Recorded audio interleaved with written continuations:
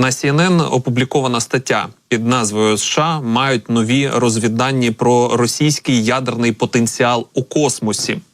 Тож про що йдеться? Вони мають нові розвідувальні дані про військові можливості Росії, пов'язані з її зусиллями з розгортання ядерної присутності системи в космосі, згідно з кількома джерелами, знайомими з розвідданими. Ці розвідувальні дані були представлені Конгресу і ключовим союзникам США. І деякі законодавці кажуть, що вони досить серйозні, щоб їх розсекретити і оприлюднити. Хоча розвіддані викликають занепокоєння, багато високопоставлених членів Конгресу, які були поінформовані про цю інформацію в середу, підкреслили, що вони не становлять безпосередньої загрози для Сполучених Штатів або їхніх інтересів.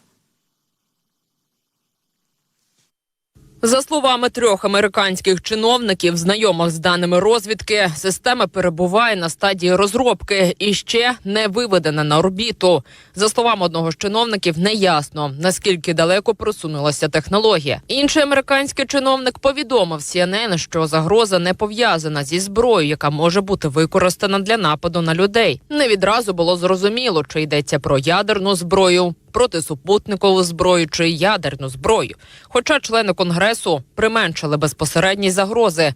Протисупутникова зброя, розміщена на орбіті навколо Землі, становила б значну небезпеку для американських супутників ядерного командування і управління, заявив Ганс Крістенсен, директор проекту «Ядерна інформація» Федерації американських вчених.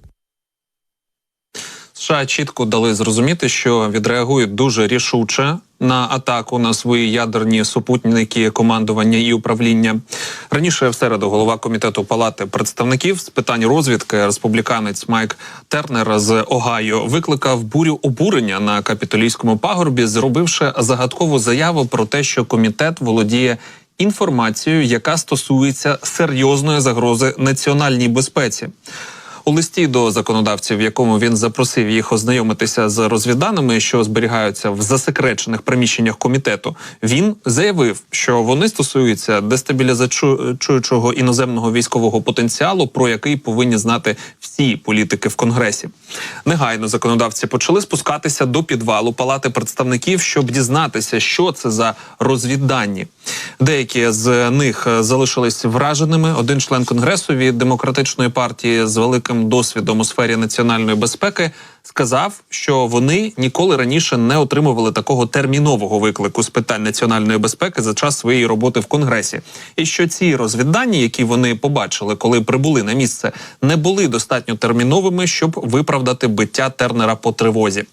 За кілька годин республіканський спікер Палати представників Майк Джонсон спробував заспокоїти всіх, заявивши журналістам, що немає причин для тривоги і вказавши, що він знав про розвіддані щонайменше з січня. Ми просто хочемо запевнити всіх, що кермо знаходиться в надійних руках. Ми працюємо над цим і немає ніяких причин для тривоги, сказав Джонсон. Депутат Джим Хаймс, провідний демократ у комітеті, сказав у своїй заяві, що засекречений розвідувальний продукт, на який комітет з розвідки Палати представників звернув увагу членів Конгресу вчора ввечері, є важливим, але це не привід для паніки. Радник з національної безпеки Джейк Саліван у середу заявив, що він здивований тим, що Тернер оприлюднив існування розвідданих, зазначивши, що у нього вже запланований брифінг з лідерами республіканців і демократів у Палаті представників, а також з Тернером і Хаймсом у четвер. У своїй заяві Тернер закликав адміністрацію Байдена розсекретити всю інформацію, що стосується цієї загрози, щоб Конгрес, адміністрація і наші союзники, це цитата, могли відкрито обговорювати дії, необхідні для реагування. Тим часом у спільній заяві лідери республіканців і демократів у Сенатському комітеті з питань розвідки зазначили, що вони відстежували розвіддані, але розсекретити їх без розкриття чутливих джерел і методів буде складно. Скандал навколо нових розвідувальних даних виник на тлі того, що пакет допомоги на суму $60 мільярдів на підтримку України в її боротьбі з Росією застопорився в Палаті представників, а колишній президент Дональд Трамп публічно підтримав членів республіканської партії, які виступили проти цього пакету. Останніми днями Трамп також заявив, що заохочуватиме Росію робити все, що вона захоче, союзниками по НАТО, які не виконують встановлені альянсом цілі щодо витрат на власну оборону. Джонсон заявив, що не буде виносити ухвалений Сенатом закон про допомогу на розгляд парламенту. Проте Тернер публічно висловив підтримку продовженню фінансування зусиль у війні в Україні. Деякі законодавці та представники США особисто припускають, що його спроба розповісти законодавцям про розвідку – це, можливо, спроба зміцнити підтримку для України, яка ослабла. Джерела відмовилися надати більш детальну інформацію про розвіддані або російські можливості, які вони описують. Але протягом багатьох років Росія розробляла контркосмічні системи, призначені для нейтралізації американських військових і комерційних космічних систем. Згідно з доповіддю Агентства розвідки Міністерства оборони США про космічну безпеку за 2022 рік, російська доктрина передбачає можливість атакувати супутники противника Землі, повітря, кіберпростору і космосу, використовуючи атаки, які варіюються від тимчасового глушіння до повного знищення. У 2020 році Росія випробувала протисупутникову зброю космічного базування зі складними орбітальними можливостями, яка може мати подвійне призначення. Вона може обслуговувати і перевіряти дружні супутники, водночас маючи можливість атакувати ворожі супутники. Спроба запустити в космос ядерну протисупутникову систему порушила б договір про космос 1967 року, який прямо забороняє будь-які об'єкти, що несуть ядерну зброю або будь-які інші види зброї масового знищення на орбіті.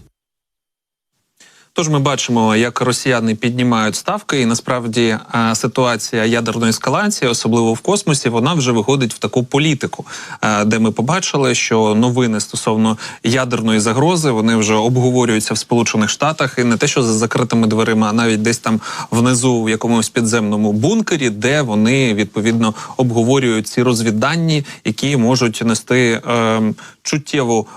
чуттєвий зміст і суттєві зміни на військовій картині взагалі-то всього світу. Ну, але от деякі політики в Сполучених Штатах, які побачили ці розвіддані, кажуть, що це все ще політична гра, так би мовити, намагаються таким чином привернути увагу до України.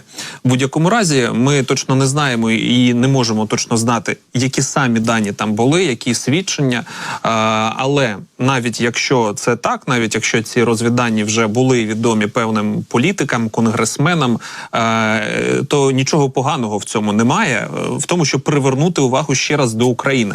Бо питання цієї допомоги, воно вже стоїть достатньо гостро. Стоїть не перший день і не перший тиждень, вже декілька місяців відбуваються ці перемовини щодо допомоги. І навіть всі західні видання починають всі свої статті, які стосуються України, зі слів, що в Україні є певні проблеми, але це вина Сполучених Штатів. І от майже кожна стаття, яка говорить про якісь там військові проблеми, вона починається саме з звинувачення Сполучених Штатів, які достатньо кволо реагують на необхідність України у військовій допомозі.